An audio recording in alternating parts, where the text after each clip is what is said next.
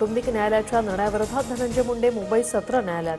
करुणा मुंडेंना 2 लाखांची पोटगी देण्याच्या निर्णयाला आव्हान, 21 तारखेला सुनावणी।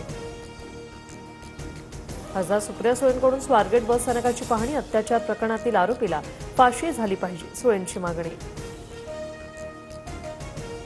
कोरटकरचं वक्तव्य निषेधार्ह, आतापर्यंत अटक करायला हवं होतं, शाहू महाराज यांची प्रतिक्रिया। तर प्रशांत कोरटकरचा मोबाईल पोलिसांकडून जप्त। राम शिंदेंची निवडणूक निकालाविरोधात याचिका, आमदार रोहित पवारांना उच्च न्यायालयाची नोटीस, पुढील सुनावणी 27 मार्चला। लाडक्या बहिणींच्या फेब्रुवारीच्या हप्त्यासाठी महिला दिनाचा मुहूर्त 8 मार्चला। लाडक्या बहिणींना फेब्रुवारीचा हप्ता मिळणार, मंत्री आदिती तटकरेंची माहिती।